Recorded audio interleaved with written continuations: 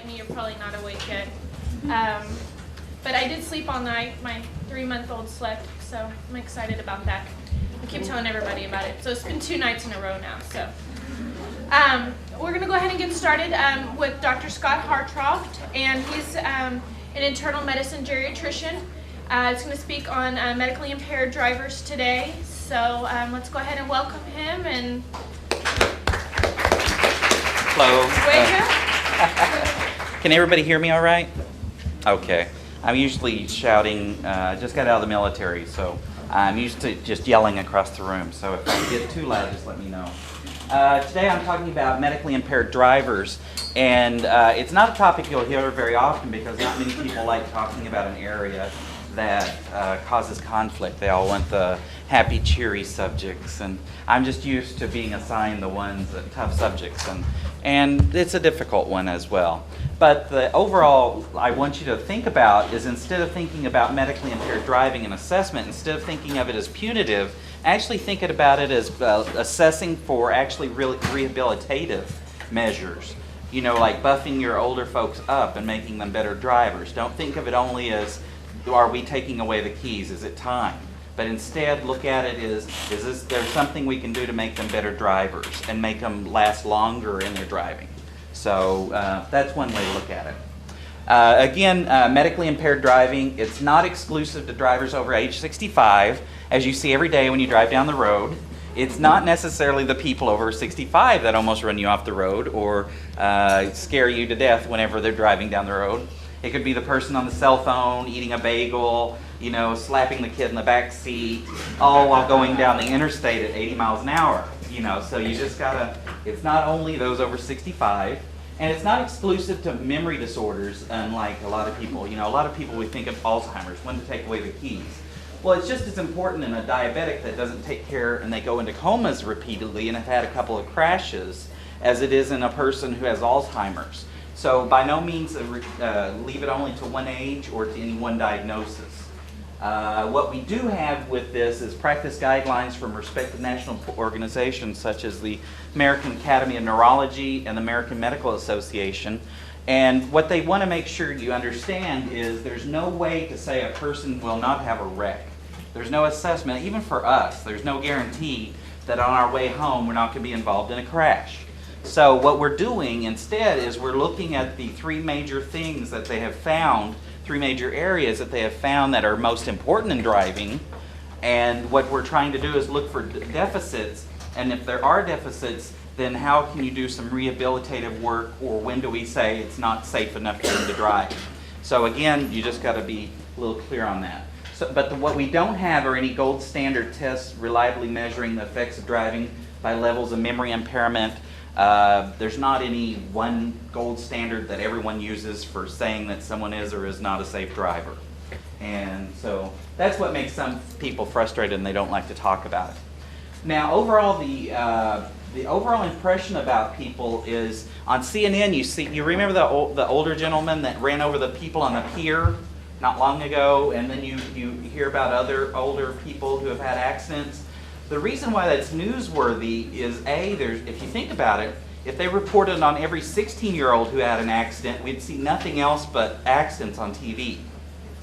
So we got to take in perspective what we are seeing in the news is not really reflective of what's really going on in society. Because again, if they reported every accident by every person regardless of age, we would have CNN constantly just showing pictures of crashes. That would be it. And if you actually look at the crash involvement rate, you can see that between the ages of 15 and 34, the crashes per 1,000 licensed drivers is much higher than that of people between 65 and 85 by many times. It's less than 50 per 1,000 over age 65 compared to over 150 for drivers that are 15 to 19. So obviously, we must keep it in perspective as well. But one thing you need to remember is in the older people, though, is their fatality rate. Whenever an older person is involved in an accident, the risk of fatality is much higher. Because after all, they have more medical problems, they tend to be more fragile, and they don't bounce back as well. And they usually are involved in a bad accident, they just don't rehab as well. So if you see the fatality rate, although the 16-year-olds, have more crashes, as you can see per crash, the number of fatalities is way low, but once you hit 65, it shoots way up. Fatalities per 100 million miles. So you can see that it goes up many times over 65, and then closer to 85, it just keeps going. So that's one important reason. Now, keeping a perspective on gender, this is where I usually harass the men in the group, and I say, well, apparently women tend to have more insight into when they should not drive as men, because if you look at it, there's more women over the age of 65 than men, just because women tend to live longer. But look, by the time you get to 80 and 84, there are 91.8% of men are still driving compared to only 77.5% of women. So, and then when it comes to over 85, women have dropped down to only 30%, where men are still up there at 60% for almost a 30% difference, gender difference, and still driving once they get over 80. So you really got to look at the elderly men as well, because especially men that are older sometimes have a higher rate of being widowers, or else the only ones that are drivers in the family. So sometimes keep a closer eye on them. Now, indicators of unsafe driving in the elderly, of course, are crashes. When family reports, dents on the car, difficulty understanding traffic signs, driving too fast. I mean, I can't really pick on older people for this, because you see this every day, again, on a lot of people, no matter the age. Because getting lost in familiar areas, I mean, I shouldn't say that. Everyone's going to report me after this, because, when you lose your car in the Walmart parking lot, I went into memory disorders for a reason, but no. But anyways, and near misses, how many of that doesn't happen to us on a daily basis almost? And then poor judgment and tunnel vision. So they just tend to have more trouble with like calculation and look at this, indecent gestures or horn honking from other drivers. Now, I don't know if y'all have been to outside of Texas in a while, but that has a pretty higher incidence. I just drove down from Seattle. I was up in Seattle last week, so they're a little less patient up there. And what mostly happens in older drivers is they tend to fail to observe other road users, road signs and traffic signs. And if you think about it, with almost everything else we do in our bodies and functions, we take it for granted all the processes that are involved in driving. If you think about it, the cognitive has to be in line with the physical as well as the vision. So basically you have to see something, process it, and react to it, and then have the physical means to actually react to it. And if you think about what all's involved in that, it's just amazing we can do anything, much less drive a car going 80 miles an hour down the road, hurling down the road. You know what I mean? So as you get older, sometimes it's not normal to lose memory per se, but it just sometimes takes a little longer to process. And if you're hurling down the road at 80 miles an hour, and it might take you a few seconds longer, you can see where they might have a little bit more trouble. And they tend to be more concentrated on their lane, on their car, and sometimes they don't see other drivers as much. So that's where they tend to have problems.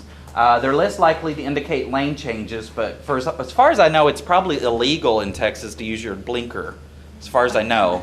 It seems to be. I haven't, although I have a Texas driver's license, and I thought it was legal at one point. Just from my observation, I think it must be illegal. And they don't tend to appropriately prepare for changing weather. All of us, whenever you wait until the last second and find out it's raining out, and you're like, oh crap, now there went 30 more minutes. Well, and heaven forbid we have a wreck in front of me too. So they tend to not prepare as well, and they tend to, they don't change their speed and other things for changing road conditions as well. And again, that can happen at any age, but again, it just takes them longer to process sometimes for correction. And they also have increased blind spots, regardless of the vehicle they're driving, because again, as you age, the tendency for needing glasses or corrective eyewear, and if you don't have the proper eyewear, you think of not only cars' blind spots, but actually the glasses or corrective lenses themselves blind spots. So now this is one slide I bring up in the sense that more left-hand turns hurt older people than anything else. So that's something you need to keep in mind. And if you think about it, it's unprotected left turns. My grandfather was driving until he was 90, which probably, but what I never figured out when he was older, it used to drive me nuts, is he would go out of his way to make all right turns. I never quite figured it out. I just thought he was annoying the crap out of me, you know, that kind of usual thing. But I finally realized what he was doing was he was avoiding left-hand turns. You know, he purposely planned his way to where it was all rights. And if you think about it, the reason is, again, as you age, if you're trying to process things, when are you most likely to get hurt? You're in your lane, and then all of a sudden you've got to track, not only, you know, hoping you're not going to get hit from behind and blink, you know, hopefully your blinker's on. Hopefully you have a protected turning lane, but you have oncoming traffic, and you have traffic coming out of the driveway. You know, if you're pulling into a supermarket or something, you may have cars darting out of there, cars coming this way, cars coming behind you. And if you think about it, left-hand turns, as you age, you can see the instance of it also occurs in young drivers, but then it falls down to below median in the middle-aged and younger. And then as you age, though, about 75 or 80, you can see that left-hand turns become a large proportion of the accidents that are involved. So just tell your older patients, you know, that's just a good point to say that, you know, be careful of unprotected left-hand turns. If it takes you 20 more minutes to make sure you have a plan to where you're all right-hand turns on side roads and you can handle that better, by all means, you've done them a lot of good. So I just like to mention that. Now, with all the news there for a while about the older people running over people in the piers and all that kind of stuff, everybody's like, well, what are we going to do? So, of course, we thought government needed to intervene. And so what we started, they had done some testing to find out, well, what could they do at licensing that might reduce accidents? You know, because there for a while they wanted everybody to come in and do this and do that.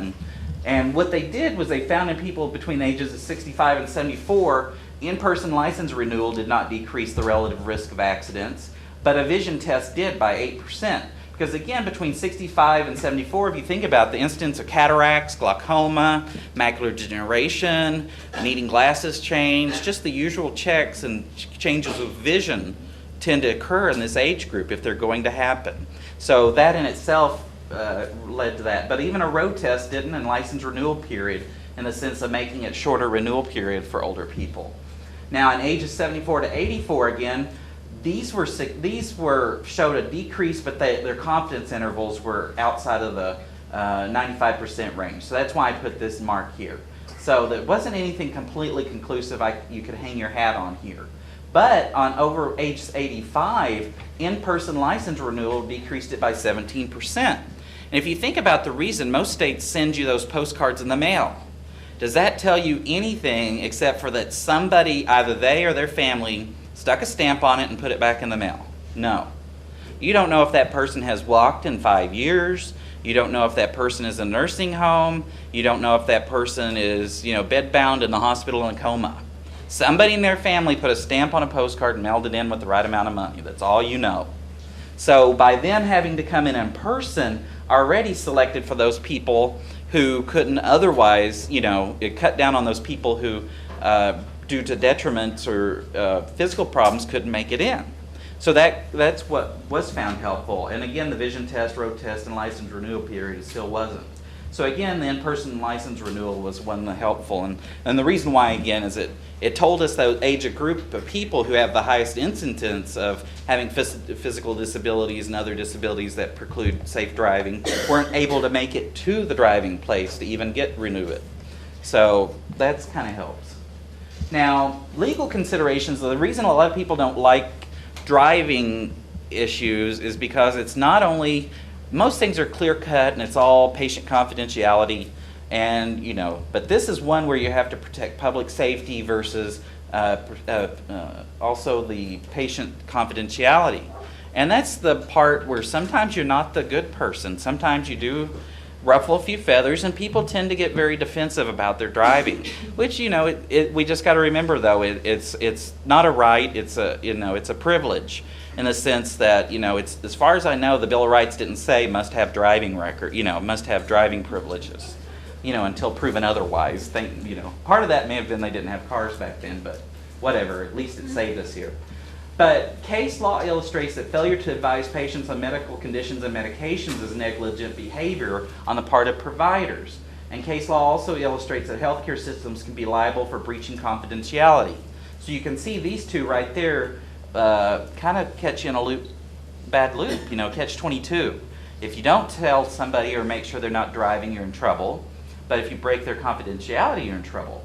So, but thankfully, legally, there are legal precedents demonstrating that, you know, physicians even may be held liable for third-party injuries. Like this person that was clearly not supposed to be able to drive, went out and wiped out a bus full of kids, you know, all those parents were able to sue the physician or even other providers. So it's not getting selective anymore. Nurse practitioners, anybody else that should have been able to tell the person that even a medication, and when someone's being discharged, if you're reviewing their discharge medications and they're on a narcotic, you got to tell them not to operate a vehicle. And, you know, unless it's said and it's written, it didn't happen, as you know. So, and it does look pretty stupid, especially in memory disorders, that beyond even documenting, you got to make sure that you've let other people know that you're saying this person has a memory problem, but you told them not to drive. Now, you know, the lawyer's going to say, well, how did you expect them to remember? You know, so, you know, just think things through. I've seen it, trust me. I've had somebody go through that. Now, in Texas specifically, the law is a little archaic. I forgot to mention I was a nurse before I became a doctor, and I was an orderly before that, so I've been in geriatrics a long time. But we're kind of archaic in the sense that immunity is only given to physicians, as it is written in the law right now, for breaking confidentiality for unsafe drivers. But in geriatrics, that shouldn't be a big deal because, again, we should already be a multidisciplinary specialty. So to me, you know, yeah, and I told the nursing board that they should work on this, and of course they said, well, take a number, there's other issues too, you know, so it's like, okay, I understand. So anonymity and the legal protection protects physicians from civil actions for damages caused by reporting in good faith. But again, only physicians are protected from breaking the confidentiality. Nurses, ARNPs, everybody are not protected under the Nurses Practice Act nor other healthcare workers. So what we can do when it comes to HIPAA, you'd have to basically get the patient's permission to report them. But I'll show you otherwise. There's other ways to do this. Again, what happens when you report a person in Texas, you yourself, or the physician, does not decide that this person is unsafe to drive. What you do is you report them to be evaluated by a neutral medical advisory board. And they have this whole criteria where they'll request the medical records and for themselves decide. So it's basically the state deciding who gets to keep the keys. So necessarily you're not the person saying they should be yanked. So it is a neutral third party. The thing with unsafe drivers, now if you're, I call it civilian, if you're not seeing this person as a provider, if your neighbors run over your mailbox 4 times, and almost hit your cat and wiped out your brick post, you can report them. Anybody can report an unsafe driver. Can be reported by physicians, family, friends, acquaintances, anybody, and you can even report anonymously. You don't have to give your name, but it has to be written and it has to be mailed in. You can't just call and leave one of those, unsafe, blah, blah, blah. It's got to be, it's the laws that it's got to be written, but you don't have to give your name. So if you're a witness, one way is that you can is to report anonymously is one way. And as they say on their website, all reports are kept confidential and not included public records. Take that for what you want. I'm a little on the doubtful side sometimes. How do I report an unsafe driver? Again, this is in your handouts, and this is where you basically, if you want to report them with your name, without your name. But the thing is throw them a bone. Don't do what a lot of people think about. If you got a consult that just says, I'm sending you an old person. Okay. If there's some reason why you think they're unsafe, put that down. Give them a bone to start with. If person can't see anything on the left side of their body, anything to the left of median of the vision, that kind of helps them know where to go. If they've had crashes because their blood sugar plummeted to 20 or they're not taking care of themselves. So give them a little bit of an idea of what to look for. Just don't, those consults you hate, don't do that. Don't do unto others as you would hate to have done unto you, no matter how often it happens to you sometimes. And again, verbal notification is not sufficient. Now this is the official Texas Department of Health referral form, but again, it's still a little archaic in the sense that it says physician. But what you can do as a nurse practitioner or any other provider is I'm used to multidisciplinary where the nurse practitioner just comes down, discusses it, and then if fine, I'm like, I'll sign it. And then that covers the law. So then that way nobody can be sued or liable. So again, geriatrics should be multidisciplinary. So if it shouldn't be a turf battle, which I know a lot of things are, but for the sake of the patient and the sake of the safety of the public, it shouldn't be that way. So just think of ultimately, would you want to be on the road or a family member on the road with this person? Now, red flags, again, acute events. In the elderly, remember, like if someone's been hospitalized, you need to think about not only, you're thinking about all this other stuff, but even if it's temporary, maybe they should hold off on driving. If someone had a TIA or a partial stroke and they haven't been all the way through rehab or gained all their strength back, maybe they'll wait a little while. If they had a pacemaker put in, or they had a 4-vessel cabbage, or something like that, we don't take that into account of saying, don't operate heavy equipment just because we've ripped out half your plumbing to your heart and we've shoved in new things. We just, we tell them other things, but we don't think about, maybe you shouldn't operate a vehicle until we know that plumbing's really working. I just don't want you in on the interstate. And then patient or family members' concerns, you got to take these very heavily. If someone says, I'm worried about mama's driving, and usually it happens before you see the patient because they don't want to be the bad one. They usually sneak in and say, oh, when you see her, ask her about her wreck because she's not going to bring it up. And you're supposed to have been psychic and, I'm going to send just like, oh my gosh. And that's fine. I've been there, done that. My grandfather's very honoring. He's 95, so I've been there, done that too. And that's okay. Sometimes you're not always the good guy. But that's important to bring up because medical legally, again, if something happens and they've reported it to you and you haven't taken into account, it's just as bad as not biopsying something, a cancer or something. Just think of it as anything else. Medical history, chronic medical conditions, if someone's got CHF, diabetes, neuropathy, blah, blah, blah, can't see, take into account the whole person and the effects on them. And again, it's not completely punitive. There can be what I like to call buffing them up. You can make them the best drivers as possible. So it's by no means a way to give up on them. And then one of the biggest things is medications. If you got somebody on a medication that makes them sleepy, an antipsychotic, an antidepressant, and a narcotic, and then, just take into account, some of the medication, some people get wiped out by Benadryl over the counter. So it doesn't even have to be a prescription drug. So you just got to educate the patient. It's all on the printout, yes. That 4 sheets that you get with every prescription now, it's on there. But you got to, how many times have you read every line? And can you imagine an elderly person trying to read every line if they can read it? So just, educate your patients on some of the symptoms they could expect. And some of them are transient. Some of the medications you'll be sleepy for a few days, and then it'll wear off. So give them a warning. Don't let them find it out on the hard way on their own. And then review of systems as well. If they've got something going on, fix it or help it, and then you tend to make them overall a better driver. Now, if red flags are present, what you want to do is ask about health risk assessments and social history questions like. And one important thing I harass residents and interns because they tend to miss the obvious in the sense that, oh, I've got an unsafe driver. And I'm like, well, how did they get here today? Did they drive?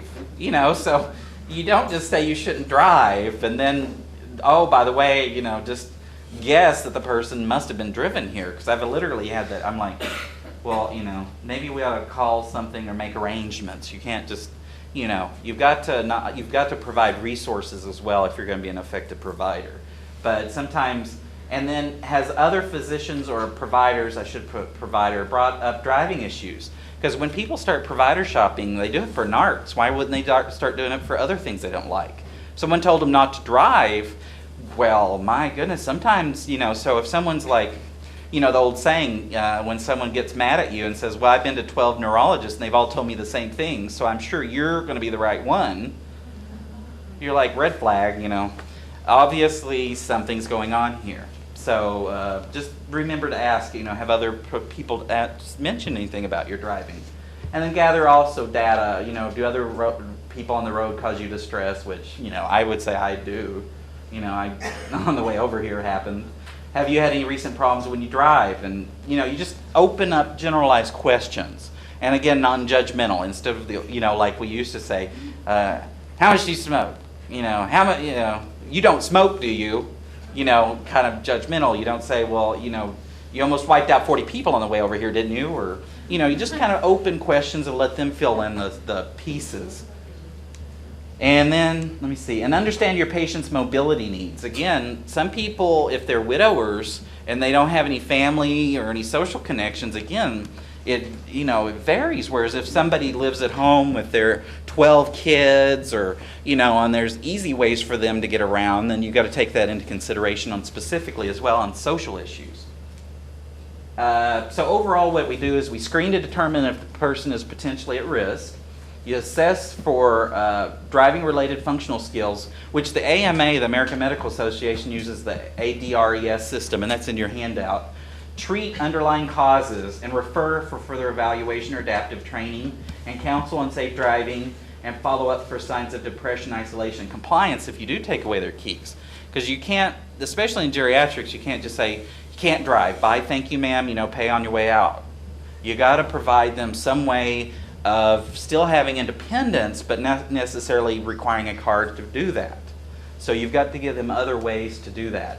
And the nice thing is you can go to this website, and actually they'll mail you this huge booklet, and it's got this whole ADRES system, so it's free. So it's the magically right price, and I don't own stock in it, but it does give you some good background information if this comes up in your group. And some of the driving history, this is long, but it gives you some ideas on questions to ask about. Some people, naturally stop driving at night. You've heard a lot of people say, well, I only drive during the day. That tells you, but at least they're thinking about it. They're adapting their driving, whereas the person who says, well, I can't see crap after dark, but I still do it, You're like, okay, so not only is this person got problems, but they lack insight and maybe a little judgment issues. And so I think adaptation is actually an encouraging sign in the sense that they already have insight into their problems. Now, you just need to find out if they're a correctable problem. If you find out the person's got bilateral cataracts, you might be able to change their world with a referral to ophthalmology. So by no means is it one way only. And then freeway driving, bad weather, rush hour. A lot of older people, go during the day. And so, just find out if they have some insight. And then in the past year, any accidents or near misses, any moving violations, or have you gotten lost while driving? I don't know about y'all, but I was just up in Seattle and I got lost a lot, so I shouldn't say anything. But the main areas that the AMA highlights was vision, cognition, and motor function. If you think about that, those are really the three important inputs and outputs on driving. You got to be able to see your environment, you got to process your environment, and then you got to be able to adjust your environment. And that is very complex, but these are some of the screening tests that you can do. And part of it's visual field tests, and then a Snell and E chart. That little chart you have in your pocket? You can use that, checking their vision. Again, send them to op though if they have problems seeing. It's not oops, sorry you failed, we're not even going to look why, bye. No, you don't do that. And the confrontation testing is if you order that book, what it talks about is you'll have the person looking at you and you do the, one finger or two, and you're checking peripheral vision is what you do a lot of times. And that can be due to eye disease as well as even their glasses. Just because somebody has a pair of glasses on their head doesn't mean they're not from World War II. As far as I know, they're just sitting there collecting dust. You don't know when their last eye exam was. A lot of people assume, and so you want to check their vision without their glasses and with their glasses. Because again, what are you really wanting? You want to know what they can see when they're driving. Bam, do you wear your glasses when you drive? Okay, well let's check your vision with your glasses on. When was the last time you had your eyes checked? Well, when my last child was born. Well, when was your last, and she's talking about, Vietnam time frame. Then you need to go see somebody. So don't give up on them. Now on cognition, this is where I vary a little bit because the AMAs is a little bit old, it's a few years out of press, been out a while, and they use the Trail Making Test B and Part B.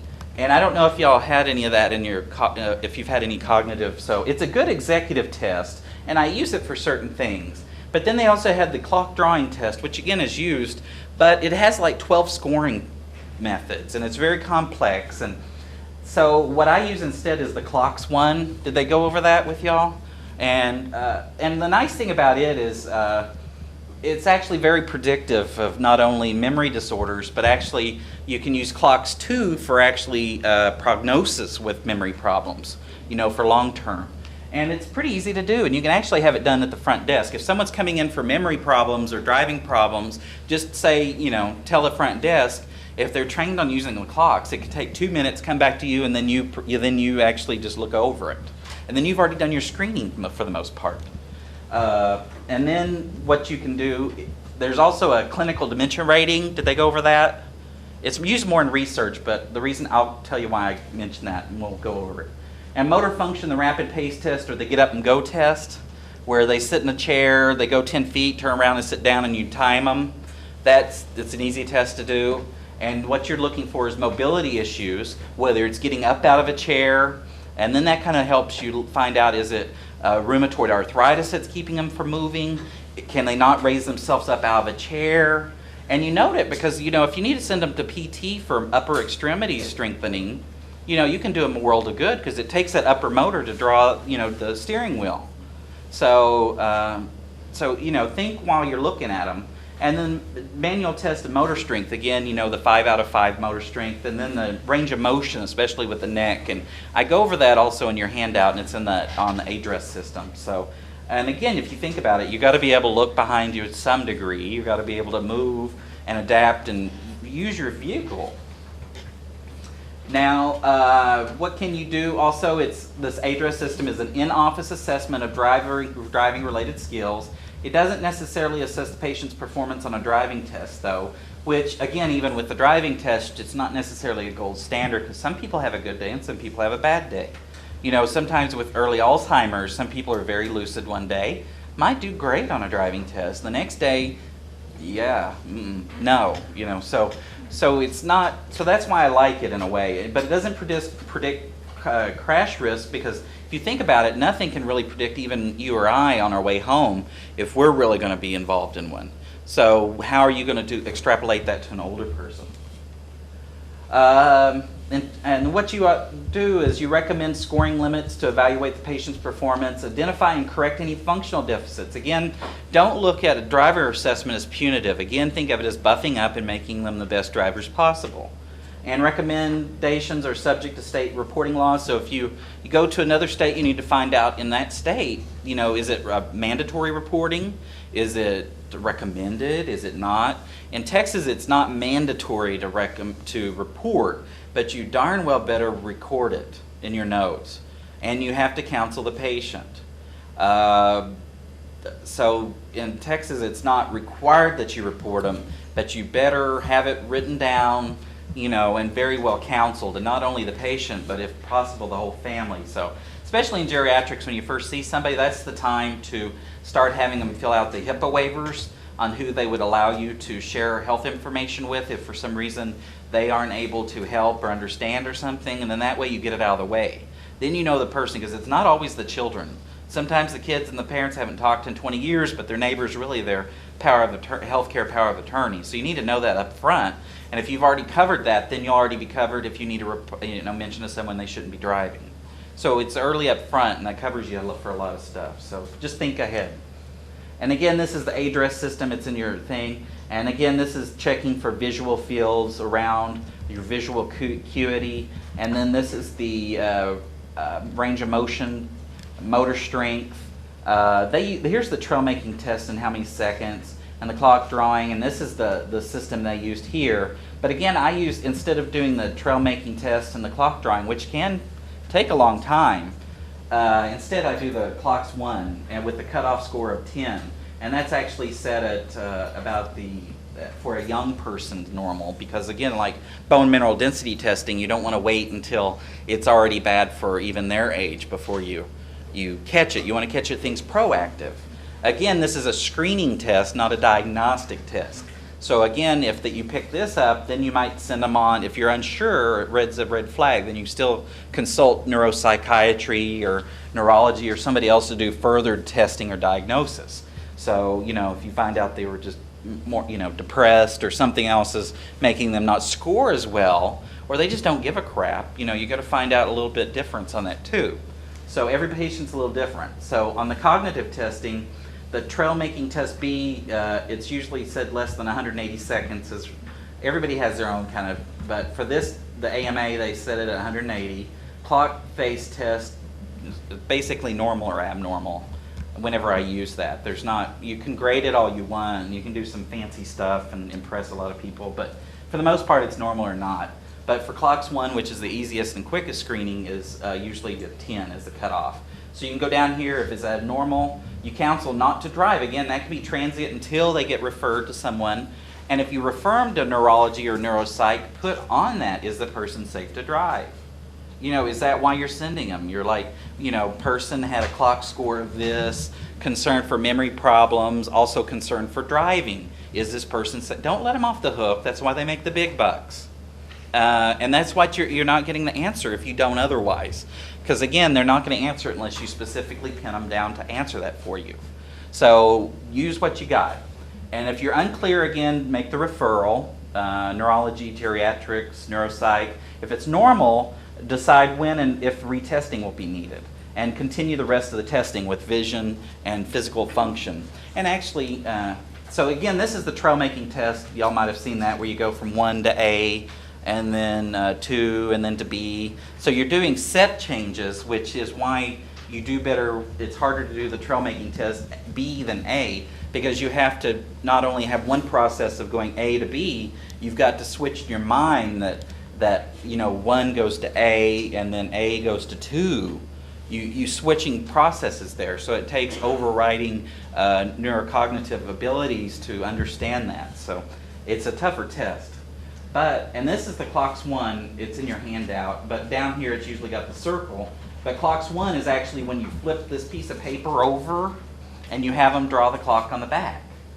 And then that's all the person at the screening desk needs to do, is they read off, there's a standardized drawing, you know, standardized saying what they need to do. They flip it over, let them draw on it, and then they send it back to you with their vital signs. That's all you have to do, and it makes it actually really good. And again, the cutoff score many times is set at 10, which is the 5th percentile for young adult controls, because again, it's screening and you want to catch things early, kind of like bone mineral density. CLOX 1 actually tests executive function better than CLOX 2. CLOX 1 is more of able to diagnose, whereas CLOX 2 is better for prognosis for a long period of time with dementia. Just a sideline on that. And then the American Academy of Neurology uses what's called a clinical dementia rating in their guidelines on when they said that specifically in Alzheimer's when people shouldn't drive. And this is in your handout, but let me go to this next one. To make the CDR is usually used in research, and that's why it's not used a whole lot. But for their, of course, their guidelines and their job security, that's what they used in their guidelines. And the reason I use it is it's a little bit more evidence-based than the AMA guidelines on why they chose this test. And if you haven't ever used the CDR, this is the memory category of 0, 0.5, 1, and 2. And as you can see on your thing, and then below this is other issues. And this can be taken from history from family members as well as the person. And the way to look at this is think of this right here. Remember, this is the major category is memory. So look at this line as where you put the anchor. That's what anchors your boat. And the only reason that would drag your anchor or your boat to a different category than this one right here would be if the major undercurrent is going either this direction or this direction. So basically, if you have a 0.5, from the most sakes, your person should line up with the descriptors below this. But if for some reason they're 0.5 and their descriptors are way over here or way over here, then they're not really matching up with their memory level. So A, that should tell you that something else is going on here and they definitely need a referral, because it may be a different type of dementia. But it also tells you which direction you drag the anchor. So if you have it at 0.5, if most of your current is over here, then you would drag it over to 1. Whereas if it's 0.5 and all of your symptoms are over here, then your anchor, only then would your anchor get dragged over to 0.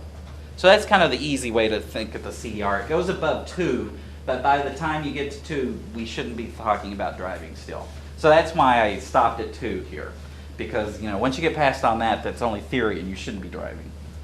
Now, the reason they chose the CDR is that a CDR of 0.5, which is questionable or very mild impairment and somewhat mild cognitive impairment zone, they found out that there was an increased wrecked motor vehicle accidents in age-matched people, 26.6 versus 8.5 motor vehicle accidents.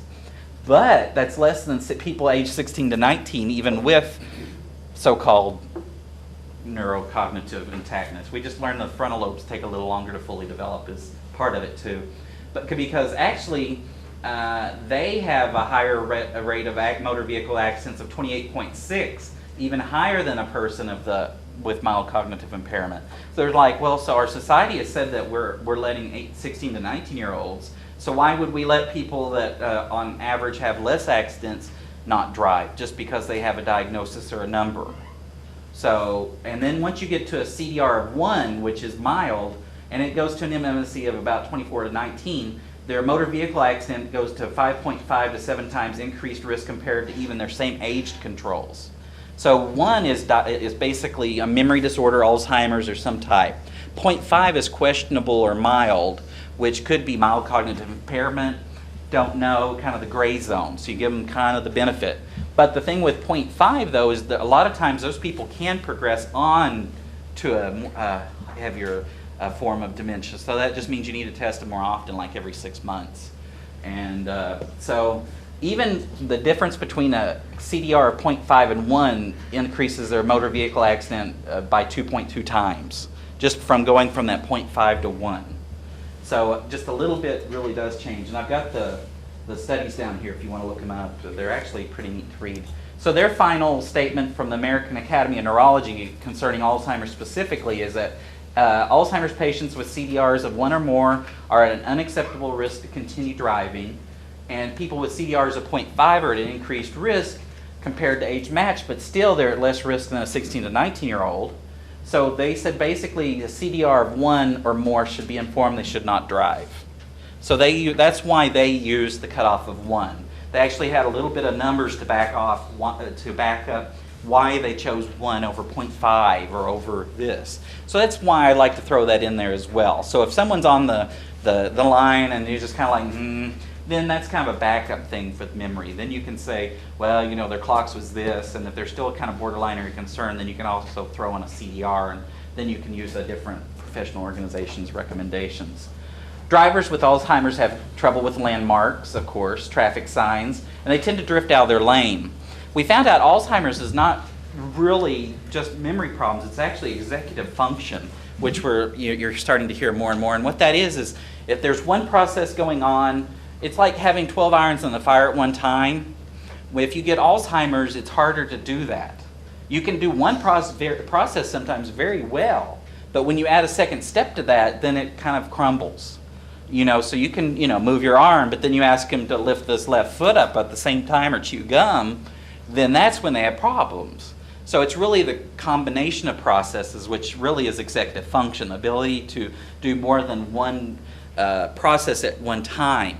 And if you think about driving, how many processes do you have to do at one time to actually drive? Input, make decisions, make a driving decision, and avoid, so think about it. And then as you age, again, they have increased reaction time. And again, unprotected left turns. Just remember, warn your old folks. And the bad thing with Alzheimer's is they tend to, the further their Alzheimer's gets, they tend to overestimate their abilities to continue driving. So they, basically they're losing their insight to say, I'm a bad driver. So you can't assume that the person knows that they have bad Alzheimer's, that they're not going to be driving, because again, the disease process itself is making them lose insight into the fact they're bad drivers. So, so don't forget that. Now the vision testing, what you do is you can do the Snellen chart, the little pocket guide, and the confrontation testing. If it's normal, then you go on to the motor part of the testing. If it's abnormal, send them the ophtho. Again, you don't know when their last time their eyes were changed. Is it just the glasses? Is it cataracts that just need to be popped out? It's a fairly common procedure nowadays. And a lot of people that have cataracts never really realize how much they affect them because it's accumulated so slowly over time. My own mom was really surprised how well she could read after she had hers, and she never really realized how bad because it's a slow process. So just keep about that. And most laws say that you need to be correctable to 20/40 or better to drive. And that's actually the Texas limit as well. So if they aren't 20/40, then, or even concerned, then you need to send them. That doesn't mean that they can't drive. That just means you need to see if they can be buffed up to drive. Again, keep that in mind. So again, motor vehicle accidents increase if overall by over 2 times if their vision is worse than 20/40. And that's some of the numbers that can kind of back up why vision. Basically, if you can't see a car hurling down the road at you, you're not going to react to it. Cataracts can increase your chance of a motor vehicle accident by 2.5 times. And they found after surgery, a lot of times their risk goes back to normal. Night vision tends to decrease with age, and glaucoma can increase it by 3.6 times. But again, even that can be controlled to some degree. Physical motor testing, again, the rapid test, the manual test of strength, and then the range of motion, basically normal or abnormal. Rapid pace test is considered, they should be able to, it's abnormal if it takes them more than 9 seconds to do the 10 feet and back. Motor strength if they're less than a 4 out of 5. Or range of motion. And range of motion is a little vague somewhat. Do I have to have them do 45 degrees? Or basically, if it doesn't look right, send them. Just common sense. And because there's a lot that PT and OT can do with folks. That there's not only strengthening exercises, but there's adaptive equipment for vehicles as well. You've seen, I don't know if you've seen some post-stroke patients, or they can actually put a knob on their steering wheel where they can actually turn the steering wheel easier, where they can do adaptive equipment for like the brakes or mirrors. So PT/OT is a good referral to buff your patient up. So if someone's had a stroke or something, obviously you need to buff them up, but then also, if they're going to drive, you need to make sure that they've had all the equipment they can have as well too. So basically normal or abnormal. Now that's just the big rapid pace test, but it's on there. Now other medical conditions, if people have a history of falls, their risk of motor vehicles goes up by 67%, coronary artery disease 20%, and diabetes, any type, of 2.6%. But as you can find out, the worse control of the diabetes, the bigger the chance of wrecks, which makes sense, and then if you have heart disease and diabetes together, it's additive. So again, you want to buff them up. Keep their diabetes under control, get testing, make sure they can feel their feet. If you think about it, when we do that testing on the bottom of their feet, if someone can't feel their feet, how are they going to feel the brake? How are they going to feel the gas pedal? How are they going to feel anything below them? If they can't feel the floor, then why do you want them driving? There are hand brakes, there are other ways to deal with it. So again, it doesn't write them off, but you just need to be cognizant of that. NSAIDs have been shown to affect cognition, if you've got a person with lots of problems. Antidepressants and antipsychotics and psychotropics have been, and actually gastrointestinal agents. A lot of them we don't think about, the prokinetic agents. If you think about it, a lot of times it gives them the shakes and, also some are used for GI distress. But again, take into account what they're taking. Now, pacemaker patients, of course, especially acutely, obviously there was something that happened that they needed one. So take into account that this, the protoplasm you're working with. So at least acutely you need to work on it. Alcohol abuse, enough said. Depression, and then obstructive sleep apnea is another big one right now. And they found that if someone is untreated, they have 0.18 collisions per patient per year. But if they added CPAP, that went down to a third of that, down to actually normal for the age-matched, and it decreases their collisions per year per patient by 66%. So even little things like that, not only, if you think about it, they haven't slept well for years, and they're driving on a road. You've worked a long shift, and you know how sometimes you get tired. Think about it, they haven't slept well for maybe 10 years. And so just take that into account. Then other waiting times that are generally recommended are, you want to make sure their angina, of course, is controlled for usually at least a month. If they've had a myocardial infarction or CABG, you want to make sure they've recuperated for at least a month. Arrhythmia with syncope, you know, if you pass out due to some arrhythmia, maybe you ought to wait and make sure it's not going to happen right away. You know, again, you're not telling them you're never going to drive again. It's just say, well, let's recommend until we make sure you're medically stable. And most patients can kind of understand that, you know. And then seizures, of course, are pretty well, you have to report in most states anyways, and it's usually 6 months. Hypoglycemic events, though, you know, if a diabetic, I had one 40-year-old type 1 diabetic. I see some young folks every once in a while when I was in the military. And it was a spouse, and they'd had a couple accidents because they let their, you know, they didn't eat and they took all their insulin. Well, when you start having a couple of those, again, you're losing that insight, you know, so maybe they shouldn't be driving because, again, I don't want a busload of kids wiped out because the guy's just, you know, I'll be nice. He just shouldn't be on the road, and he should know it. And if they have TIAs, you know, if they have recurrent ones, like they had 2 or 3 in a row, maybe you ought to wait a little longer than they had a single one. So these are just some, you know, some guidelines. And prescriptions and over-the-counters, again, antihistamines tend to cause a lot of sedating effects. Antidepressants, especially when you first start them. Benzodiazepines, you know, if you start somebody on Valium or muscle relaxant, you know, then maybe they're a little too relaxed to drive, you know. So again, if you don't tell them, you don't expect your patient to be a pharmacist, you know. Ignorance is not bliss. And opioids, we found primarily whenever the opioid is new or the dose is recently changed, because there are chronic pain conditions that people can be on morphine or other, and they can be on them for a long period of time, and they basically get used to it. But whenever they change the dose or they're initiated on it, that's when you really need to watch on the driving. And then muscle relaxants and antipsychotics, obviously. And then, if nothing else, document well.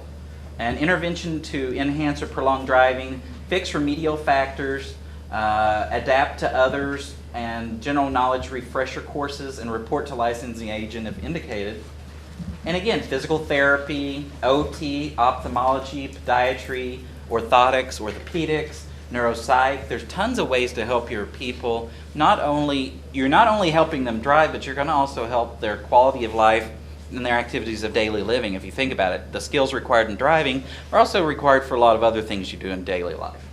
So it'd be nice. And medications, social work, especially if you take away their keys and if they're kind of getting iffy or close, you again don't want to wait until it's already too late. And you want to get them set up with neighborhood and community resources for adapting to not driving. One good agency is the Area Agency on Aging referral, and make it early because they can help elders. They're a nonprofit, and they tend to be a good referee to other organizations in the community, and they can help with transportation, legal, counseling, and volunteering as well. And some of my drivers, even if they've done fine, nowadays it's not enough to be, you need to be a good defensive driver at any age. So there's some special courses for people that are over 55, and the AARP gives one. It's called 55 Alive, and it's 8 hours of classroom instruction, costs $10, and they actually get an insurance discount, and then up to 33 states. And then AAA, you know, of course it's cheaper if you're a member. If not, it gets pretty pricey. National Safety Council, they have these defensive driving courses, and you can look them up or call the number and find out where they're having them. There's a lot of them done here locally. And again, they're fairly cheap, and also it can save them on insurance. And I think it's important, again, to make sure that they're doing fine. And again, if they're for some reason not going to drive, involve the patient in the decision making, discuss why you recommend, state why it's needed to be changed, enlist supportive help of family, and identify alternative resources. And then here's some other strategies. Sometimes, some family members forget, like an Alzheimer's patient, they'll take the distributor caps off. Well, these people may have a memory problem, but they're not stupid. They'll call somebody to fix it. And so I've literally heard of, you know, people like, well, I ripped everything out and I thought they couldn't drive, but then they called, you know, Joe down the street to come help fix it. So disabling the vehicle is not always just the thing, you know. So there are other things you need to make sure. And again, this is their brochure for the area agency here local, and then an overview of the different things you need to do for that. So Any questions? Okay. I'm the social worker for the Geriatric clinic. Okay, FDA, and yeah. primary care and impairment clinic. Oh. So I submit the text education. Oh, okay. At least once or twice Yeah. a month. Mhm. The problem with that is right now it's taking about 9 months to go through the Mhm. system. Yeah. I've had families that have tried, like you said, disabling the car, Yeah. taking the keys. They're smart. They Yeah. figure out ways to get their cars Yeah. rolling. So another resource that you didn't mention is adult protective services. Yeah. If you feel that they're unsafe and Mhm. that they're, a threat to themselves or others, is contact them Yeah. and they have ways of taking the Yeah. keys away permanently. Yeah, so again, you got to take the patient as an individual and find out what's safer for them. And again, don't confuse memory problems with stupidity. People aren't stupid. They'll find a way to, if it requires all their keys being removed and disabling the vehicle, or even having the vehicle removed from the property by the family, then so be it. Everybody's different. My family's very, what's a nice word? They're very cantankerous. So Grandpa wasn't an easy case. So let's just say it took a lot of work, but so some of them are going to be easier than others. So, any other questions? Go ahead. On the page that showed waiting times before driving. Yeah. Can you go back to that slide? Okay. 'Cause ours isn't legible and Oh, I I'm was sorry. writing down. Okay. Can y'all see that okay up there? Okay. Yeah, and those are just some, again, we forget that the patient coming in, and if somebody had syncope and passed out on the ground due to an arrhythmia, not only are we needing to instruct them about the new medications they're taking or the pacemaker in their chest that's now beating for them, but maybe you ought to just make sure things are a little stable before you get behind the wheel of a ton truck going down the road at 80 miles an hour. So, guns don't kill, people kill, so do, bad drivers kill, not, a car sitting there innocently in the parking lot doesn't usually kill many people. So just give them the education. A lot of it's education and documentation. Didn't happen if it wasn't documented. So I worked a lot in risk management too. So okay. That ADRES score Mhm. sheet, Mhm. on our little thing, it's just this really I tiny know. thing. Where can you get that? Again, it's at that website where I've got the picture of the cover. Let me see. It says that AMA driver. Oh, there it is. And it's right down here, the website. Oh, so AMA this, so associ- this, so yeah. this score sheet is in that book? Everything is Oh, actually on here. You can download it, you can review it online, or you can request a hard copy for free. Okay. So I do all the above. So the only thing I didn't like about that was they used Trail Making Test B and the clock drawing, which just take longer. So I think now with the CLOX test is a little more used a little more often now than when this was in publication is all. So Thank you. you're welcome. Any other questions or comments? Thank you.